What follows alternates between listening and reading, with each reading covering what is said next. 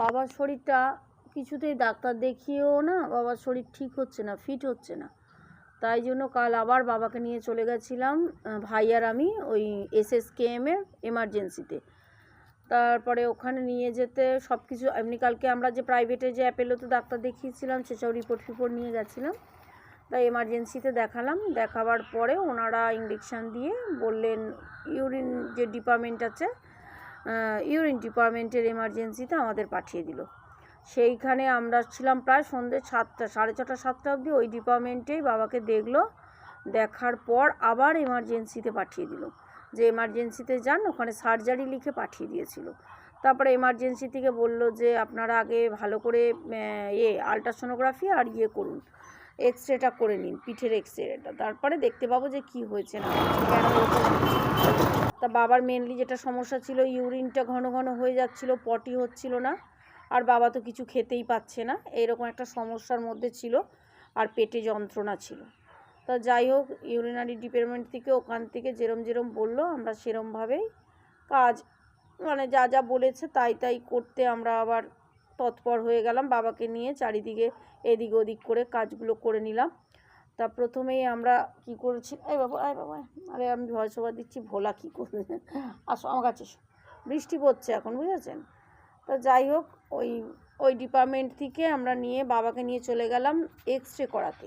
এইখানে দেখুন, মানে কি বলবো, এই হচ্ছে আমাদের দেশ ভারতবর্ষ, যেখানে একটা পেশেন্ট যদি হসপিটালে, সরকারি হসপিটালে ভর্তি থাকে, সেই পেশেন্টের সঙ্গে না হলে 4 থেকে 5 জন মানে বাড়ির লোক এসে এখানে মানে পুরো সংসার পেতে ফেলেছে। আমি দেখে না অবাক, যে একটা পেশেন্টের জন্য এসেছে 3টে, কোনো পরিবার থেকে 4 জন, মানে বাচ্চা, স্বামী, স্ত্রী, মানে সবাই মিলে এসে বিছানা, এখানে প্লাস্টিক কিনতে পাওয়া যায়, বিছানাপত্র করে ব্যাগপত্র নিয়ে মোবাইল চার্জার মানে বিশাল ব্যাপার তাদের, বুঝেছেন। খাওয়া দাওয়া এলাই কারবার চলছে, ওপরে সব মাথার ওপর ঘন ঘন পাখা চলছে, আর সমানে তো সরকারি হসপিটাল একদম মেশিন দ্বারা পরিষ্কার পরিচ্ছন্ন করে দিয়ে যাচ্ছে।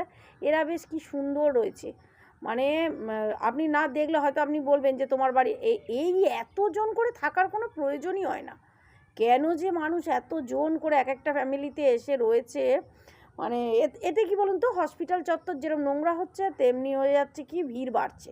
হ্যাঁ, মানে হসপিটালের লোকেরা যে কাজ করবে, তারা করবে কি, যাওয়ার জায়গা নেই, মানে এমন লোক করছে। যাই হোক, আমি এখানে বাবাকে নিয়ে চলে গেলাম। বাবাকে দাঁড়াতে পারছে না, মানে বসারও জায়গা নেই, কারণ বাবা নিচে বসতে পারছে না, পেটটা ফুলে আসছে না, সেইভাবে বসতে কী করে। তাও একবার আমি অনেক কষ্টে বাবাকে বসাবার চেষ্টা করেছিলাম, কিন্তু যাই হোক, এখানে নিয়ে গেছি। এখানে যা যা ওদেরা থাকে না, এখান থেকে কাগজ করে আনুন, ওখান দিয়ে টিকিট করে আনুন, এক্সরে জেরক্স করে আনুন, তা সেই সব করে নিয়ে বাবাকে নিয়ে ঢুকলাম হচ্ছে এক্সরে করাতে। এক্সরেটা চেস্টের দেয়নি, দিয়েছিল পিঠের এক্সরে করাতে। তাই জন্য বাবাকে পিঠের এক্সরেটা করিয়ে, আর মানে ওখান থেকে আমরা বাবাকে আবার নিয়ে গেছিলাম।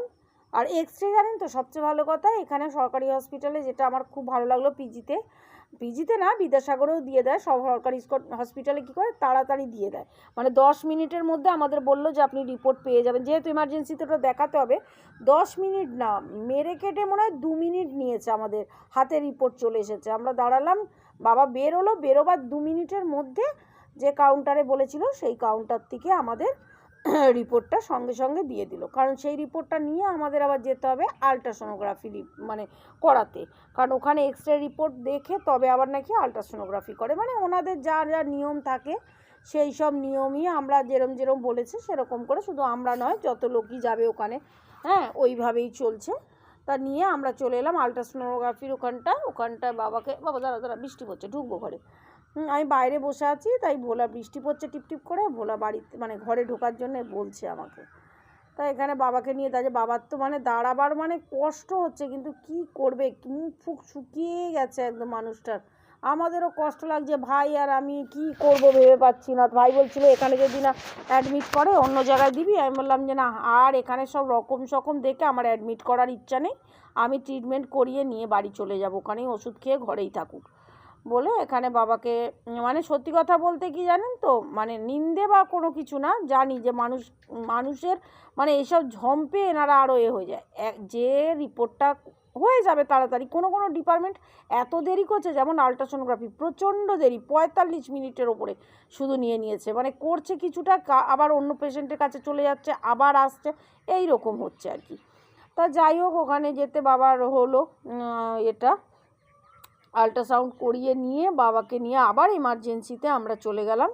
কারণ এমার্জেন্সিতে ওনাকে দেখে বলছিল যে আপনি করুন, একটু তো প্রবলেম আছে পেটের, মানে ওনার মানে যতটা ওনারা গেস করছে খাদ্যনালীর সমস্যা আছে বাবার, বুঝেছেন, খাদ্যনালীর সমস্যা আছে, সেটাই গেস করছে। সার্জারি ডিপার্টমেন্টে বাবাকে দেখাতে বলেছে।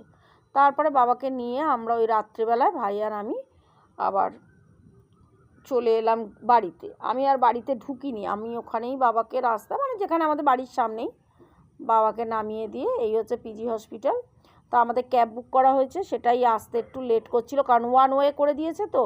তা যেখানে আসার কথা, বাবা তো হাঁটতে পারছে না, কিন্তু সেখান অবধি আর এলো না, কারণ আমাদের একটুখানি পিজি থেকে গুরুদুয়ার বলে একটু আগে একটা জায়গা আছে, ওই গুরুদুয়ারের সামনে আমাদের দাঁড়াতে বললো যে দাদা ওয়ান ওয়ে করে দিয়েছে, আমি তো ঢুকতে পারবো না, আপনারা একটু এগিয়ে আসুন। তা আমাদের সত্যি কথা বলতে ভাগ্যটাও ভালো ছিল যে আমরা ক্যাবটা বুক করেছি সেটা আবার আমাদের ওখানকার, মানে আমরা যেখানে থাকি সেখানকার।